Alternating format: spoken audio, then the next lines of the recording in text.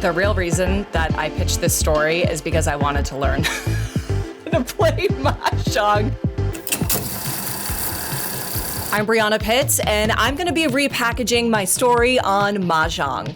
In here. Oh, okay, stand by. Wait, is it on YouTube? Oh, I got it, here we go, okay. This is so much fun. A group on the South Shore is really creating community, all thanks to their shared passion for a game that spans generations. That's right, Breana met up with them to learn all about Mahjong and its growing popularity in Massachusetts.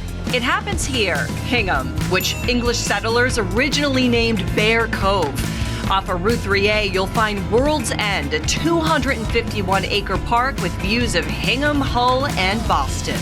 If you're looking for a little more excitement, South Shore Mahjong is the place to be. So we got Mahjong. Woo!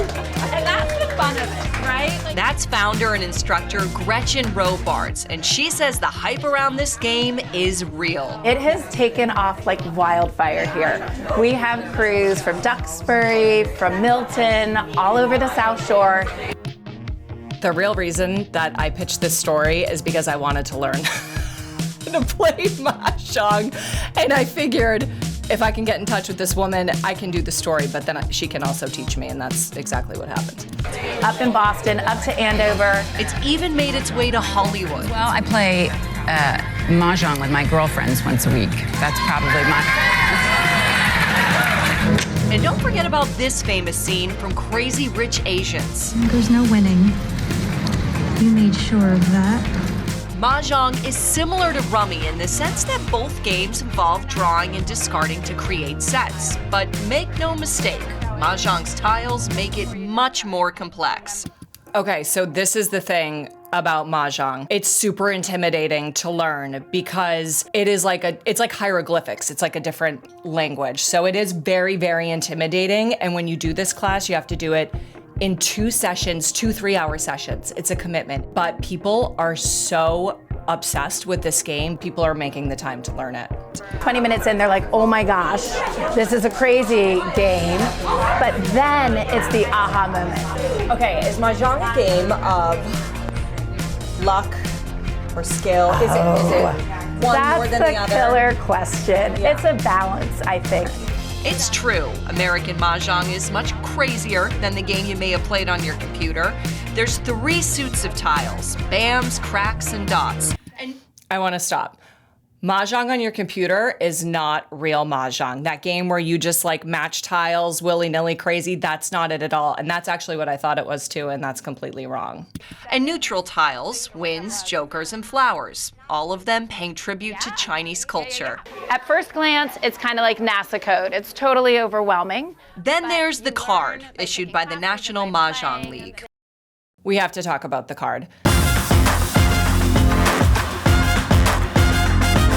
Okay, so there is like a group of women in New York City who started the National Mahjong League. Don't quote me, it was like early 1900s, like maybe 1920s, something around there where they started it. And I picture these women, like I have no idea who these women are, but I picture them like in this little club in New York City, like probably smoking and like hanging out and having cocktails. They created the American Mahjong League card. And so with Mahjong, you have tiles. I literally keep this in my purse, so we'll just do a quick lesson here. You have cracks, bams, and dots. You also have extra tiles that are jokers, winds, and flowers. So you have like a few different kind of suits, you could say. And basically you get this card, right? And it's divided up into categories. Those categories might be even numbers, winds. You're using a lot of tiles that have the winds here. Maybe flowers. Once you got your category, now you're like, you're wheeling and dealing, you're discarding, you're picking up. There's all different lines of like combinations of tiles. Is this crazy? Like, I know it's a lot, but I'm addicted to it. You know what it is? I feel like it's the social aspect of it. I went with my best friend. We wanted to do something that was like social, but learn something new, meet new people. I just ordered my first set of tiles. They're actually on their way. I'm really excited, but there is something really cool. It's very ritualistic when you play Mahjong. Like the dealing, the process of how you kind of set up the table. There's this process of washing the tiles where you mix them up. Everyone puts their hands in and moves them around, which is the equivalent of shuffling. And then it's really cool. It pays tribute to like ancient Chinese culture where you line the tiles up and you use these kind of tile movers and you get everything set up in the shape of a dragon. And the way that you deal tiles to each other is very specific. So that is really cool too. It's like keeping this kind of tradition alive. Each year, they release a new version with different combinations to keep the game fresh. So your goal is to match the tiles that are on your rack to one of these combinations. It's certainly challenging for players to keep it all together. Oh, I have no more. But for them, this is about more than just playing a game. And I just love the sense of community that it's created. So it's getting me in touch with people I used to know when the kids were little. And just to meet some new people and have something fun to do if you don't ski or snowboard anymore. It's fun to learn something new, use your brain, and just be with friends. This generation of Mahjong tables are bright and cheery, and the ritual of setting up is half the fun. But there's nothing like the moment when it all comes together. And I'm gonna do one And joke. the Joker! Exactly! Yes! Woo! Mahjong! Oh, it is so much fun. I've been my taking God. lessons. So a little more history for you. Back in the 1800s, sparrows were apparently sort of a pest for field workers. They made a lot of noise in the trees. So this game was invented to be a positive energy to that sort of negative.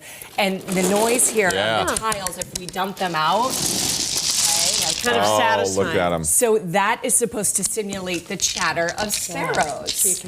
This game is like so intentional that was even part of it, that the sound of the tiles kind of clicking and clacking together is supposed to represent the bird. So I just love I'm like a history nerd, so I enjoyed all the history stuff that I learned about when I did this story. It seems like I go through fads, right? That's it's kind of my thing. Yeah, I do have a typewriter too. I definitely go through, I feel like whatever story I do, I somehow end up like super immersed in it, and that becomes my thing for a little bit, definitely. But I think Mahjong is here to stay for me. Like I have recruited, it's actually funny, my girlfriend who I took the lessons with, we got home that day and we were talking about it, and her husband got so jealous that we knew how to play and he didn't, that he went to a class that night with all women.